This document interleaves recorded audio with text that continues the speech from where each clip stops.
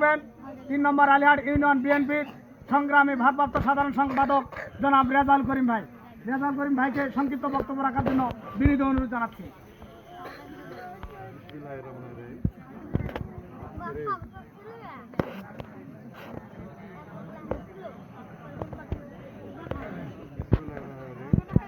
আজকে উড়ান বৈঠকের সম্মানিত সভাপতি উপস্থিত আছেন গ্রামবাসী, সামনে বসা মা ও বোনেরা,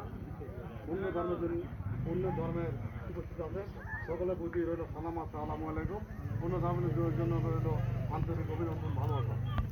কথা বলছে অনেকে, ডাক্তার জাহিদ স্যার কেমন মানুষ সেটাও বলছে, ডাক্তার জাহিদ স্যার এমপি হলে কী হবে সেটাও বলছে, সকলে আমরা জানি। ওই বিষয়ে আমি যাচ্ছি না, আমি একটা বিষয়ে যাব। এর পূর্বে আওয়ামী লীগের আগে কিন্তু এমপি ছিলেন, কে ছিল সেটা আমি বলবো না, আপনারা নিজেরা জানেন। সেই এমপি আমাদেরকে কী দিয়েছে? কাঁচা রাস্তা দিয়েছে, আধা বাঁকা বিল্ডিং দিয়েছে, স্কুল প্রতিষ্ঠান কোনো কিছু তারা উন্নয়ন করতে পারেনি। আমি চাবো ধানের শিশুটিকে ভোট দেবেন, জয়যুক্ত দেবেন, এবং আমরা নির্বাচন করতেছি এমপির নয়, আমরা নির্বাচন করতেছি ধানের শিশুটিকের মন্ত্রীর নির্বাচন। আপনাদেরকে বুঝতে হবে, আমরা যে ভোটটা দিব সে ভোটটা এমপি হিসেবে আমরা দেবো না, সে ভোটটা দেব ধানের শিশু থেকে মন্ত্রীর পথে। তাই আমি আশা করব সকল দিদা সকল কিছু ভুলে গিয়ে সবাই মিলেমিশে ধানের শিশু থেকে ভোট দিয়ে জয়যুক্ত করবেন। আরও একটা কথা না বললে নয়, সেটা আমি আমার কর্মীর উদ্দেশ্যে একটা কথা বলবো, সেটা যে সামনে ইতিপূর্বে আমাদের দৌলত দরগা আমাদের নির্বাচনী অফিস কেউ বা কারা ভাঙচুর করছে।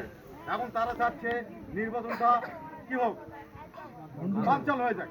তারা কিন্তু পায়ে পায়ে আমাদেরকে হেনস্থ করার জন্য, নির্বাচন বর্জন করার জন্য, নির্বাচন না হয় সেই ক্ষেত্রে আমাদেরকে বিভিন্নভাবে তারা কাণ্ড চালাচ্ছে। তো আমরা ওইদিকে কাম দেবো না। আমাদের পায়ে তারা পা দিয়ে আমাদের সাথে ঝগড়া, অর্থাৎ গণ্ডগোল, মারামারি এরকম করার চেষ্টা করতেছে, আমরা সেদিকে যাব না।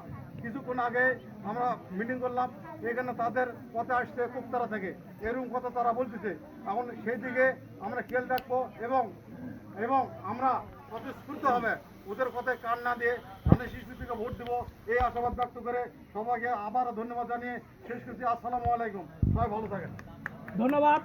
আমাদের 3 নম্বর আলিহাট ইউনিয়ন বিএনপি ভারপ্রাপ্ত